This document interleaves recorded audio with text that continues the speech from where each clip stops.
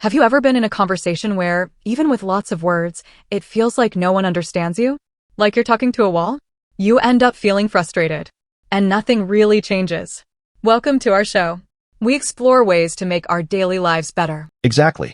Today, in this episode, we're going to dive into everyday psychology.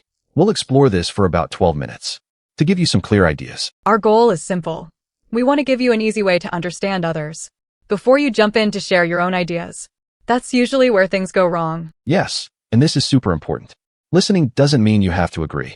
It's about gathering enough information first to truly understand what the other person is saying without judging them. Too often, in a tricky talk, we're already planning our answer while the other person is still speaking. That's so true. We go into defense mode or attack mode. And this thinking ahead really makes misunderstandings worse. We're not really listening to the other person anymore. We're just focused on our own point. To help with this, there are 3 simple steps. They can really slow down the conversation and make it much more helpful. The first step is to repeat the facts you heard. Next, you need to check in on their feelings. But never pretend you know exactly how they feel. You can say, I see that made you feel something, instead of, you're angry. And finally, ask what they need. Using your example, we could say, so, if I understand, the schedule change made things tricky for you. Do you want me to just listen? Or do you want to find a solution together? That's super powerful. This is a great way to avoid a common trap. That's when we immediately turn someone else's experience into our own story. We all tend to say, oh yeah, that happened to me too. Exactly. And unsolicited advice, even with good intentions, can feel like cutting the conversation short. It makes the other person feel they can't fully express themselves. So, how can we actually put all this into practice? There's a very effective step we can take, starting today, in our daily chats. Yes. During a conversation, try waiting 2 seconds before you reply. Then, summarize what you heard in 1 sentence. Let the other person correct you if needed. It's a comprehension check. Once the other person feels understood, it's your turn. You can then share your own point of view.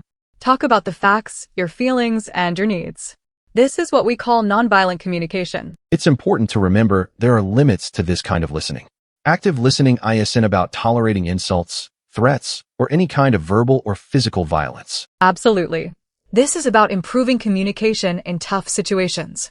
It's not about putting yourself in danger or accepting bad behavior. That's a very important difference. All these ideas make us think about our own listening habits. It's good to ask ourselves if, in our talks, we truly listen to understand. Or is our mind already busy forming our own reply? If you'd like to learn even more, we have some great resources for you. You can find links to the World Health Organization on our episode page. So, to sum it all up, here are some golden rules.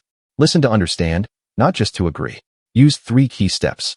Rephrase, check feelings, and ask what they need. Try not to make it all about you. And don't give advice unless someone asks for it. Take a moment, just 2 seconds, before you answer. Then, share what you heard.